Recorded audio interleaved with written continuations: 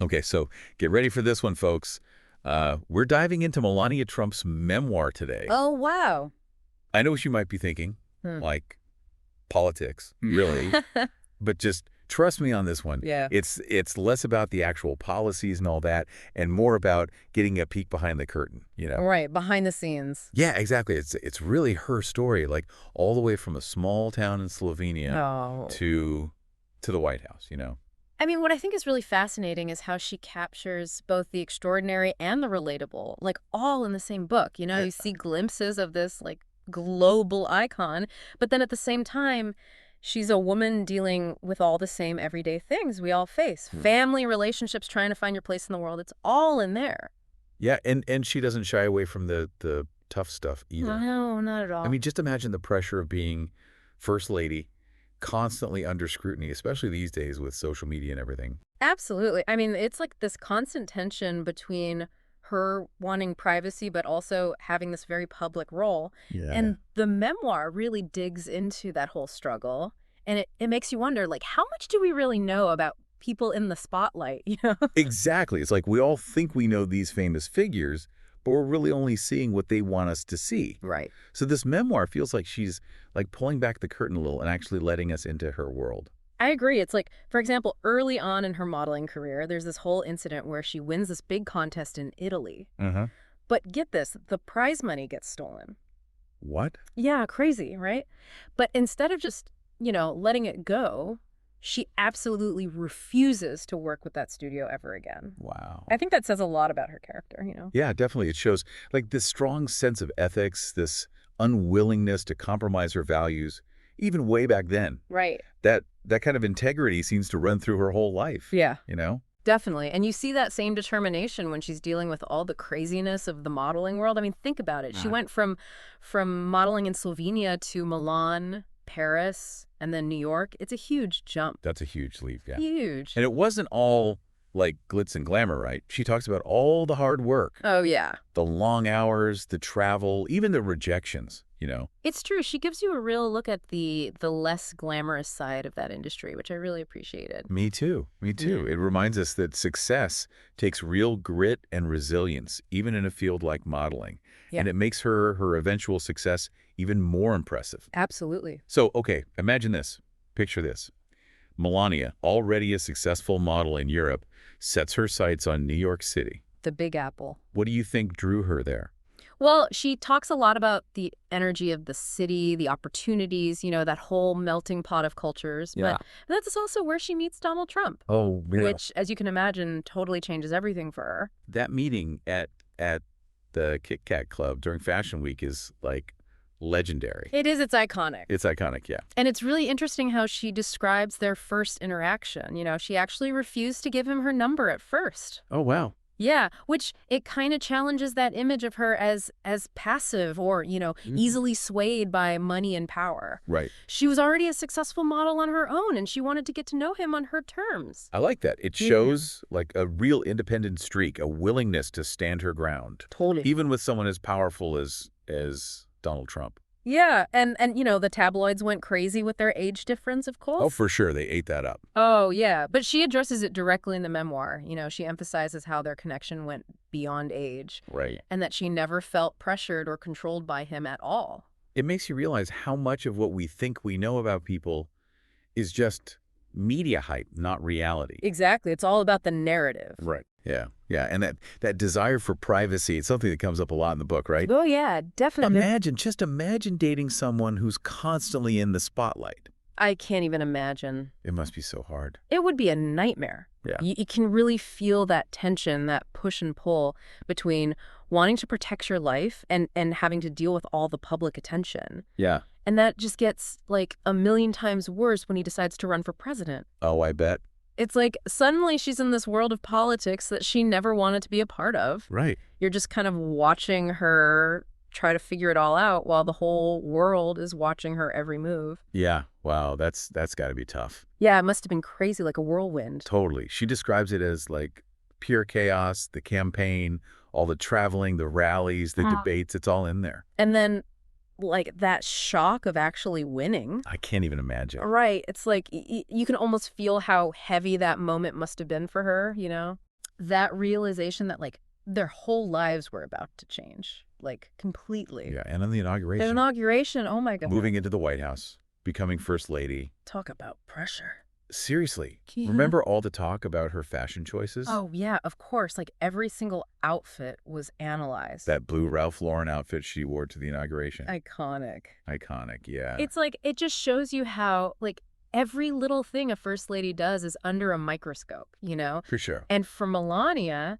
it was even more intense because she was already, like, this huge fashion icon. Right. People were watching to see, like, what she would do with the role, you know? Totally. And let's not forget about the whole plagiarism thing with her speech at the Republican National Convention. Oh, yeah, that was a big deal. Huge media frenzy. I mean, I get why she felt overwhelmed in that situation, but it did raise some questions, you know? Yeah. About her team, maybe even about how much she was involved herself. It's like a reminder to be careful, especially on such a big stage. Totally, you got to own your message, especially when the whole world is watching. It's interesting how she looks back on that in the book. Yeah.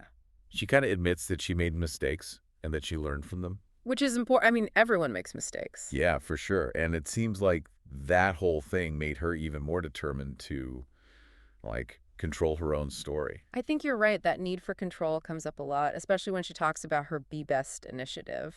Right. Like, on the surface, it was about things like cyberbullying and kids' well-being. Important stuff. Really important.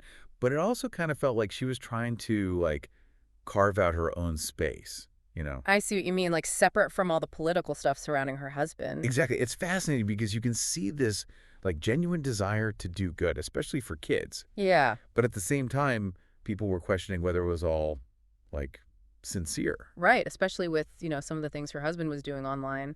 It definitely sparked a lot of debate, which I guess shows that she could, like, grab people's attention. Oh, absolutely. She knew how to get people talking. Even if it wasn't always the conversation she wanted to have. Exactly. And then there's that trip to the border during the family separation crisis, remember? Oh, yeah, that was a turning point for her public image, for sure. I mean, those pictures of her with that jacket, the I really don't care, do you jacket? Oh, man. It was like a total PR disaster. People saw it as, like, really cold and insensitive. Right, like she was totally out of touch with what those families were going through. She tries to explain it in the book, saying it was meant for the media, not the kids. Yeah, but it didn't really work. No, not at all. I kind of solidified that image of her as being, like, distant and uncaring. It shows how, like, your actions can have a bigger impact than your words, Oh, yeah, especially in politics. And it's about symbols, too, right?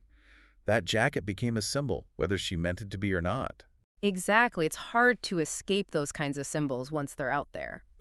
But beyond all the drama and controversy, what I found really interesting was her descriptions of life inside the White House.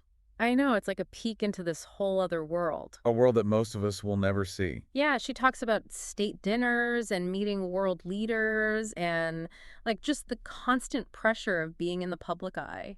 Yeah, and there's this one story about her meeting the Pope at the Vatican. Oh, wow. Which seemed really important to her, especially because she's Catholic. That makes sense. And then there's the more personal stuff, too, like how she tried to keep things normal for her son, Barron. Yeah, I mean, can you imagine raising a kid in the White House? I can't even imagine. It sounds like she really worked hard to create a stable environment for him, even with everything else going on. It shows how dedicated she is to her family, which is something you see throughout the whole book. Yeah, for sure. And it also makes you think about all the sacrifices that come with public life, trying to balance your personal life with, all the demands of being in the spotlight. It's a tough balancing act. And then, of course, there's the end of their time in the White House, the 2020 election, and everything that came after that. Yeah, that was a wild time. I know. It felt like the whole world was, like, watching. She really doesn't hold back on her thoughts about that whole period, the 2020 election and everything. Right. You really get a sense of, like, her anxiety during the campaign, waiting for the results, and then, the disappointment of losing. She even talks about some of the controversies and, like, echoes some of the concerns that were going around back then. She's definitely not afraid to share her opinion.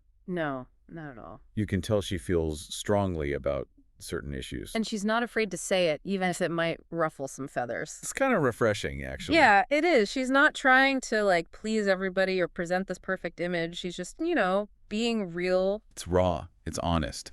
And that makes it so much more interesting to read. Totally. And then there's her account of January 6th, the Capitol riots. She was actually in the White House that day. Wow. Yeah, she was overseeing the archival photography of the residents. It's chilling to read her description of that day. It really is. She talks about, like, watching it all happen on TV and the fear, worrying about her family. Right. And then they had to evacuate to the bunker. It's a crazy It story. really puts you right there, like you're experiencing it with her. Yeah, and it makes you realize, like, how fragile things can be, even in a place like the White House, Absolutely. and how dangerous it can be to be in the public eye. Oh, yeah, even for people like her who seem untouchable. And she's pretty critical of how the media covered it all. Oh, really? She felt like they just made it worse, trying to divide people even more. That seems to be a theme for her, this feeling of being constantly judged and misrepresented by the media. Yeah, it's like she keeps coming back to that jacket incident. The I really don't care jacket.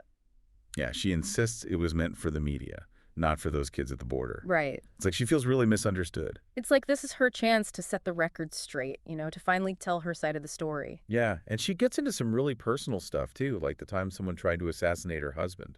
Wow, I hadn't even thought about that. It's a powerful part of the book. I bet. She talks about the fear, the relief, when she found out he was okay. It reminds you that, like, behind all the public stuff, she's just a person. A wife, a mother. Yeah, going through these intense things. And she talks about the challenges of being a woman in the spotlight, too. All the double standards and the scrutiny of her appearance. And that's gotta be tough.